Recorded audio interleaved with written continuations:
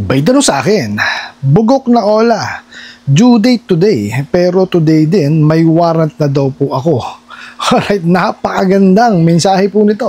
Pero bago ho natin sasagutin, imbitahan ko muna sana kayo na pakisuportahan po sana ang aking mga social media accounts sa YouTube, Facebook, and TikTok. Napakaliwanag pa ho sa sikat ng araw. Walang alam sa batas ang mga bugok at abusadong online lending apps. So dito po sa ating video, aalamin po natin kung tama ho ba yung nakalagay po dun sa mensaheng pinadala po natin. Pero bago yan, disclaimer po muna. Hindi po ako abogado, ako po'y maniningil. Lahat po na sinasabi natin sa ating mga video is based on my experience at syempre po sa ating pong pagsasaliksik at pagtatanong sa mga kaibigan po nating abogado. At isa pa po, hindi ko po kinukonsinti ang hindi pagbabayad ng utang dahil ang utang ay responsibilidad na dapat po nating bayaran. Ang hindi po ako pabor ay dun sa maling pamamaraan ng pag-utang at maling pamamaraan ng paniningil. Sagutin po natin yung pinadala niyo pong mensahe. Ayan, kitang-kita niyo na. Wala akong alam sa batas.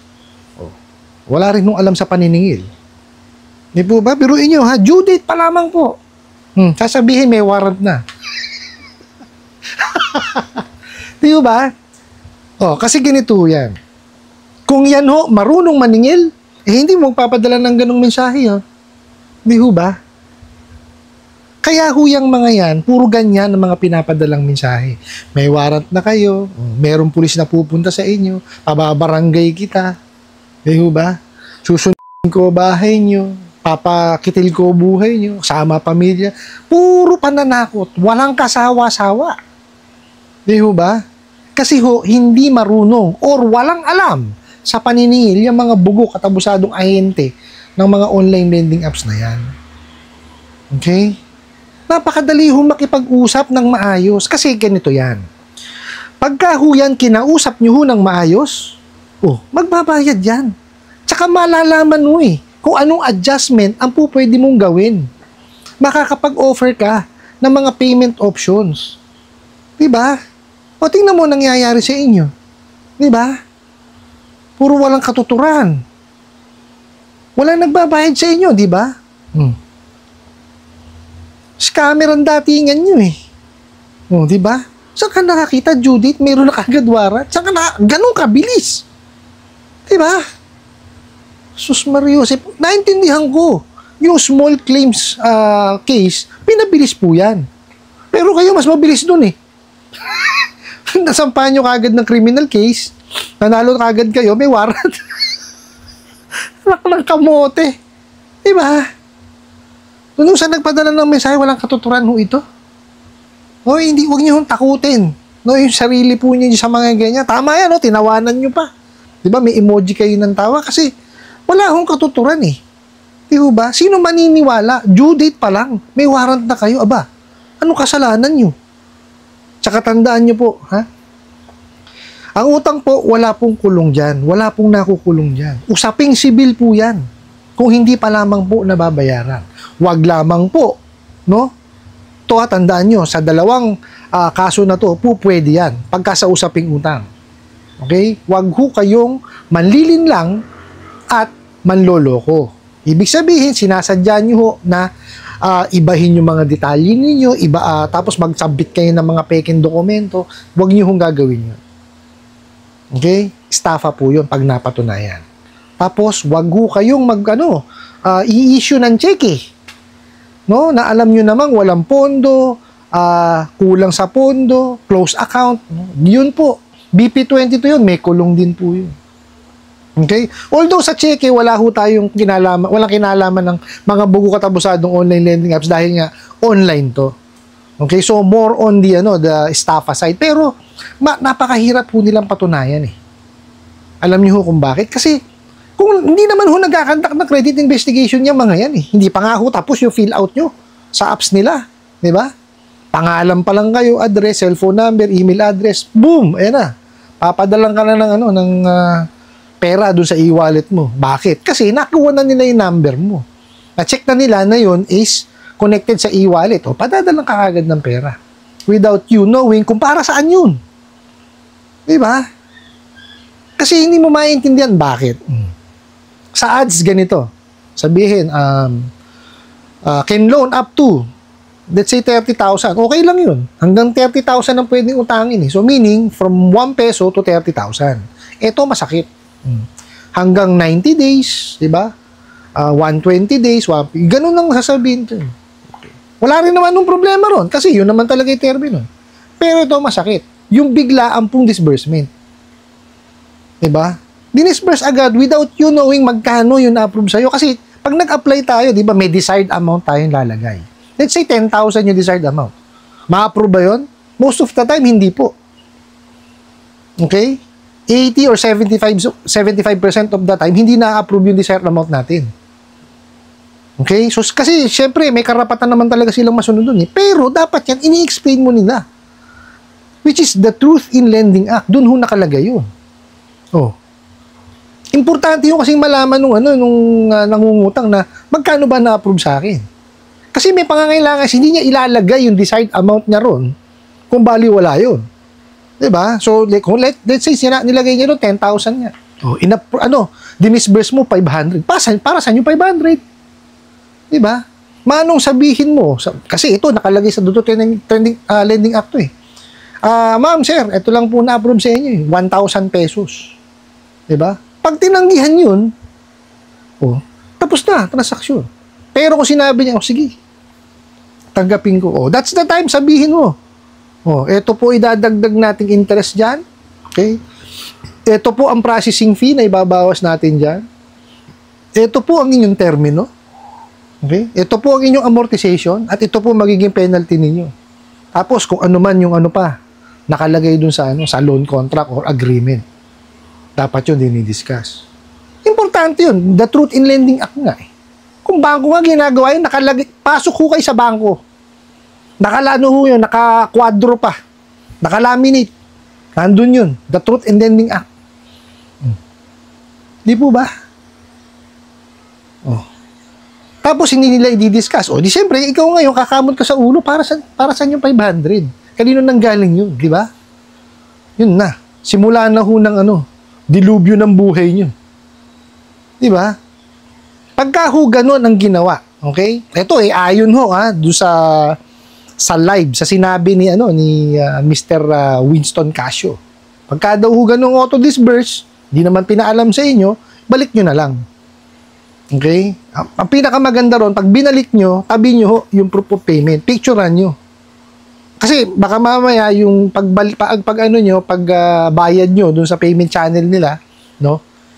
Nabubura kasi thermal paper yun. Kung namang online, screenshot nyo, tabi nyo. Importante yun. Kaya lang, hindi ho natatapos ang dilubyo doon dahil definitely yan, kasi nakuha na ho yung detalye nyo yan. Yung mga nasa contact list nyo, natatawagan yun. Peperwisyuhin kayo niya. Dapat handa kayo ron. Kaya yan ho yung sinasabi ko na kailangan ho, bago tayo manghiram, gumawa ho muna tayo ng due diligence natin na i-research yung uutangan natin. Kasi baka mamaya sakit lang ho ng ulo idulot sa atin. Instead ho na, yes, makukuha natin yung pera, makakahiram tayo, kumbaga, matutustusan natin yung kakulangan dun sa ating mga sinasahod para maibigay natin sa panghalaan sa buhay. Kasi kaya naman tayo nang hiram, di ba? Kasi may kakulangan eh. Di po ba? O di kaya may agaran tayong babayaran. Okay. Paano matutustusan ngayon yun kung yun lang ang pinano sa'yo? Di ba? Sasakit lang ulo mo ngayon. Marami ho nakakaalam. Hanggang Senado nga ho nakarating na yan eh. Di po ba? Actually, meron ng privilege speech dyan si Congresswoman Zubiri. Di po ba na aamyendahan nga daw yung batas. And another si Senator Zubiri, sabi nga connected daw yan sa mga sugal. O di po ba? Siguro ho may iba na connected sa sugal pero hindi ho lahat ng mga online lending platforms ay involved po sa sugal. Okay, kasi narinig nyo rin naman sa bibig ko yan, no? Kasi nga ho, pag inanalyze mo, di ba? At saka syempre narinig din natin yan sa mga tagapaok, no, na connected ang Pogo sa Ola. Di po ba? Bakit? Kasi ho, tingnan nyo. Yung pera ho ng Pogo kasi, no? Yan, illegal eh. So, marumi yan. Ano gagawin doon sa maruming pera? Lilinisin. Saan ho padadaanin yan? Siyempre, doon sa lending. Di po ba? Yun yung connection po nung para sa akin, nung sugal sa Ola. Ngayon, ang sinasabi ko kasi ni Senator Zubiri is, pagka natalo, dun manghihiram. So, there's still a connection. Actually, tama naman, no? Pero hindi ho naman lahat ng OLA, may connection na, yung direct connection na, ito yung OLA, ito yung Pogo. Okay? Kasi, yun ho yung yun ayon sa investigasyon po ng PAOK, ganun eh. Diba? Kasi nga, may mga nakita silang ebidensya na konektado talaga ang Pogo sa OLA. Okay? And, tama naman yung sinabi ni Senator Zubiri na konektado kasi tingnan nyo, pagka natalo, syempre eager yung iba. O, eager ako eh. Mangungutang sa online, madali yung pera eh. O, di, syempre, pagka na ako pera, pasusugal na naman. Ayan na. Hanggang sa nagkabaon-baon na po. Okay? Kaya ho tayo, huwag mo natin gagawin yun. Kasi, ang panghihiram ho ng pera, sabihin ko ulit privilege po yan. Hindi ho lahat ng tao, dapat pinauutang. Pero itong mga bugo katabusan ng online lending apps, sinira yun. Diba? Akala tuloy lang ng kalimitan ng mga tao ngayon, lalo kung baguhan sa pangungutang, lahat pwedeng pautangin. Hindi po. Kasi hindi naman lahat may kakayanan pang bayaran yan eh. Di po ba? Iniiwas lamang po kayo sa obligasyon na alam naman ng hindi pa kayang bayaran. Kaya ganyan ang mga bangko, lending and financing. Diba? Matagal ang proseso. Maraming hinihingi. Kasi ini-evaluate po yan eh. May credit investigation, verification, at evaluation. Kailangan maintindihan nung nagpapautang na itong tao ba na to? Kaya nang bayaran yan. Okay, kaya nangyayari sa mga bugo katabusan ng online lending apps, hindi. Apply ka lang. Di ka pa nga tapos, papadalang ka agad ang pera. Di po ba? Mali eh. Pati ho yung mga walang trabaho. Okay? Mga nag-aaral. Napapahiram. Di kawawa naman po yung mga pobre na, paano kung submitting entity sa CIC yan? Diba? Nagsisimula pa lang ang karera. Diba? Yung karir nila sa pagtatrabaho, wala na, sira na kagad yung kanilang credit standing. Hindi ho madali yun kasi ako naranasan ko yun dahil nasira ho ako sa credit card eh. It took me 10 years na mabawi yun. Pero nyo, 10 years hindi ako makakapanghiram, di ba? May kapangangailangan ako, hindi ako makahiram sa bangko. Dahil sira ako. Di po ba? Napakahirap po eh. Kaya ako, sinasabi ko sa inyo, nang hindi ho kayo mabaon at hindi kayo masira, yung credit standing nyo sa CIC. Kasi, yan eh, batas yan. Na lahat na dapat ng lending, financing at banks, and even insurances, at saka yung mga telecom, basta may kinalaman po sa credit. Okay, kailangan po, naka-membro dyan sa CIC. Paano yun kung di kayo nagbayad? Di ba?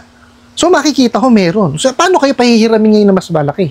Paano kayo pagkakatiwalaan sa mas malaking pera? Kung doon sa maliit na pera, nasira kayo. Di po ba? Kasi hindi naman titignan ng bangko, ng lending or financing, na hinaharas kayo nun eh. Ang makikita ho doon, meron kayong hindi nabayaran. Sana po naintindihan na kasi ang evaluation po nila, hindi yan nakabase na doon sa hinaras ako kaya hindi ako nakapagbayad. Hindi po.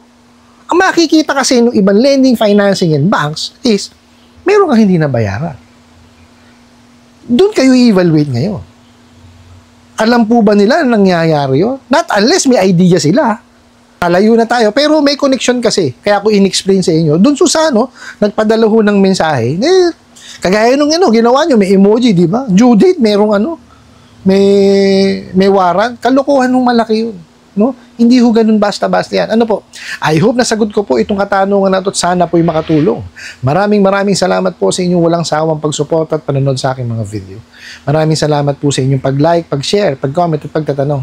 And kunin ko na rin po itong opportunity na ito na imbitahan po sana kayo na pakisuportahan po sana aking mga social media accounts sa YouTube, Facebook, and TikTok. Hanggang sa muli po. Yun lang.